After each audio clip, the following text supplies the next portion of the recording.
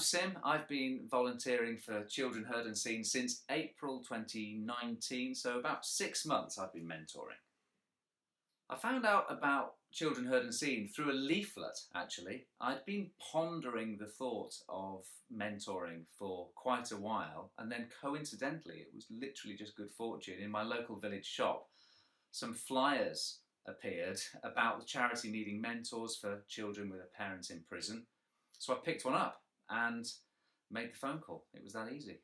Usual. I've been very lucky in my work in that I get free time between doing jobs. And I've been thinking for a while that I really wanted to do something productive with that free time, give something back, as people say. So I've been thinking about mentoring for a while, but not taking it any further. And then I was watching a TV show by one of my favourite comedians, Ricky Gervais, called Afterlife. It's a drama, and there's a particular scene where Ricky's character is sitting on a bench with the actress Penelope Wilton, and he's pondering that his life is worthless, and it doesn't matter what he does, he's never going to be happy. And she makes the point that it's not about you, it's about the future. It's about making the people around you happier. And she uses the old proverb of, if you plant a tree, you won't get to enjoy the shade of that tree, but future generations will. And it was literally this 2-minute scene on a park bench made me think, I've got to do it. I've got to do it. I've got to do something that's going to help the future, really, and it's not about me. I did have reservations about committing to being a mentor. Part of it was the commitment. Am I going to have the time to do it? I didn't want to... I know that I'm an impulsive person, and I know that a weakness of mine is to get really excited about an idea and then maybe move on and get excited about something different. And I didn't want to commit to something only to find a month or two down the line, oh, I've made a huge mistake, I shouldn't have done this. So one of my reservations was, can I genuinely commit to this? I think the charity want you to do it for at least a year.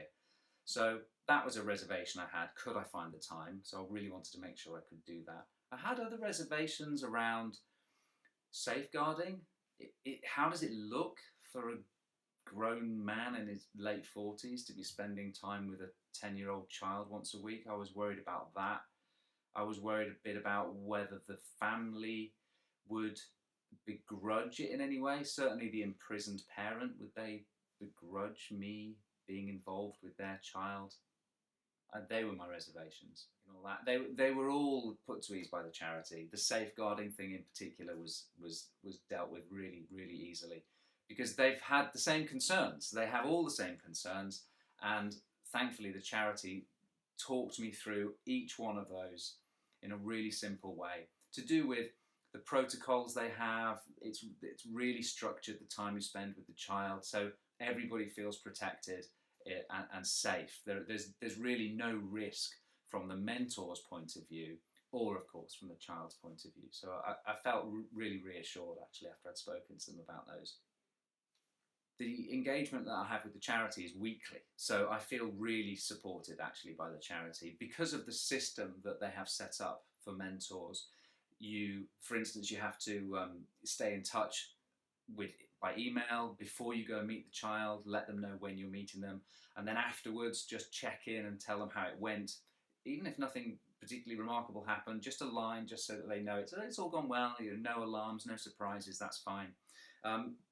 It also meant that as any queries came up, any challenges that I had around just practical things like what to do if it's raining and I didn't want to spend time in the child's house, they were very quick to come back with suggestions and options of where I could go and things that I could do.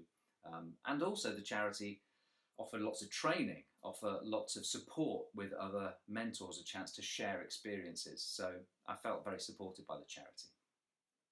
I would describe the experience of mentoring as incredibly rewarding. I'm already a big believer in you get what you give in this world. If you give a bit of time, you will get a huge reward from this mentoring. It's not even that much time, to be honest. We're talking about an hour and a half, maybe a couple of hours a week, and what you get back is huge. The relationship that I've got with the child that I support is brilliant. We're like really good friends. Not just that, I feel like I've become a friend of the family. I get on with his mum really well and his two younger siblings.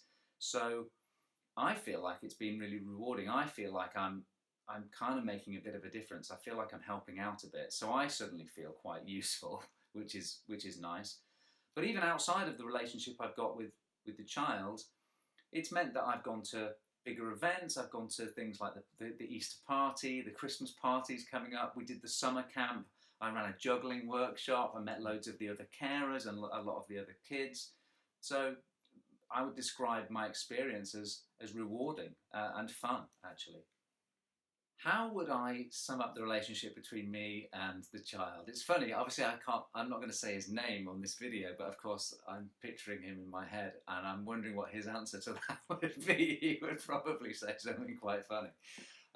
We get on really well, thank goodness. I guess there's always a risk maybe that you'll meet a child and maybe you won't click.